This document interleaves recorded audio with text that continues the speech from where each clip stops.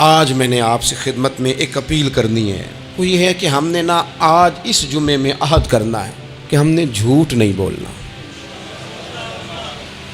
ایک دفعہ ہم نے بچے سے کہا تھا، مجبور تھے، شاید بڑے مجبور ہوں گے ہم، کسی صاحب نے نا بڑی مجبوری میں ایک دن اپنے بچے سے کہہ دیا، وہ باہر آیا تھا بندہ پیسے لینے، اس کا قرض دینا تھا، تنگ دستی تھی، مجبوری تھی، تو اس نے کہا بیٹا ادھر آ، اسے جا کے کہا ابو گھر نہیں۔ آپ نے ایک دفعہ کہا، پھر آپ ساری زندگی روئیں گے کہ پتر میرے ساتھ تو سچ بولا کرنا، لیکن وہ نہیں بولے گا۔ یہ جھوٹ اتنی بڑی مصیبت ہے۔ عورت اپنے شوہر سے کہتی ہے پیسے تھوڑے دے دیا کر، جوڑے ایک میں گزارا کر لوں گی، میرے ساتھ سچ تو بولنا، وہ سچ تو بول۔ تو اگر لاہور جاتا ہے تو مجھے لاہور کا ہی بتا کے جا، میرا رشتہ پیسوں سے نہیں اعتماد سے جڑا ہے۔ ماں کہتی ہے ماں بیٹے سے، پتر سچی بات تھوڑی کر لیا کر، سچی کیا کر۔ سچ ختم ہو گیا۔ اب لوگوں نے جھوٹ کا نام بدل دیا ہے، کہتے ہیں میں نے بہانہ کر دیا تھا۔ او بھئی آپ نے جھوٹ بولا تھا، صاف صاف کہیں، نام بدل دیا۔ جھوٹ کھا گیا اب میرے ملک کو، جھوٹ کھا گیا اس ملت کو، جھوٹ نے اس امت کو قریب سے آ کے تھام لیا۔ ہم بڑی آزمائش میں ہیں، ہم مطلب ہر شخص ہی الا ماشاءاللہ، ہر شخص ہی، آپ کسی شخص سے کوئی معاہدہ کرتے ہیں، کوئی چیز بنانے کی بات کرتے ہیں، خریدنے کی بات کرتے ہیں، وہ جو کہتا ہے اس پر پورا کیوں نہیں اترتا؟ وہ غلط بات کیوں کرتا ہے؟ میرے نبی پاک علیہ السلام سے پوچھا گیا مومن بزدل ہوتا ہے؟ حضور نے فرمایا ہو جاتا ہے، کبھی یہ غلطی آ جاتی ہے۔ حضور مومن کنجوس ہوتا ہے؟ فرمایا کبھی ہو جاتا ہے۔ یا رسول اللہ مومن جھوٹا بھی ہوتا ہے؟ تو میرے رسول فرمانے لگے نہیں، میرا کلمہ پڑھنے والا ساری غلطیاں کر سکتا ہے، میرا مومن جھوٹ نہیں بولا کرتا۔ مومن جھوٹ۔ ابو سفیان کو کیسر روم نے، ہرقل نے اپنے دربار میں کھڑا کر کے کہا ابو سفیان ابھی کلمہ نہیں پڑھتے تھے، تمہارا کوئی رشتہ ہے نبی پاک سے جنہوں نے مجھے بھی خط لکھا ہے کہ مسلمان ہو جاؤ؟ کہنے لگے ہاں میں چچا ہوں رشتے میں۔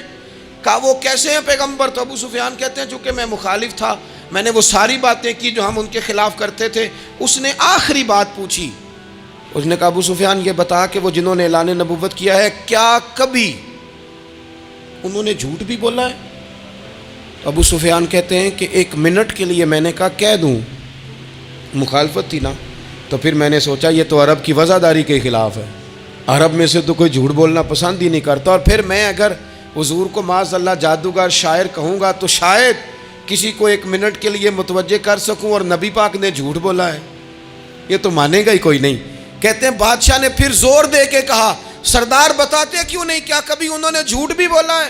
تو ابو سفیان کہتے ہیں میرے ہاتھ میں چھڑی تھی، میں نے زور سے زمین پہ ماری، میں نے کہا وہ میرے رشتے میں بھتیجے ہیں، میری سخت مخالفت ہے، میں ان کے خلاف میدانوں میں نکلتا ہوں، جنگیں لڑتا ہوں، کبھی وہ غالب آتے ہیں کبھی ہم آتے ہیں، لیکن میرے سامنے وہ پیدا ہوئے، میں نے ماں کی گود میں بھی دیکھا، دادا کے کندھوں پہ بھی دیکھا، چچا کے گھر میں بھی دیکھا، سیدہ خدیجۃ الکبریٰ کا دولہا بنے بھی دیکھا، ان کی 4 بیٹیاں ان کی گود میں کھیلتے دیکھیں، اعلان نبوت کرتے دیکھا، لوگوں کو مخالفت کرتے دیکھا، میرے سامنے ان کے مقدس بال سفید ہوئے، میرا اختلاف اپنی جگہ، پر بادشاہ میں قسم اٹھا کے کہہ سکتا ہوں اس محبوب کی زبان سے جب بھی نکلا ہے حق اور سچ نکلا ہے۔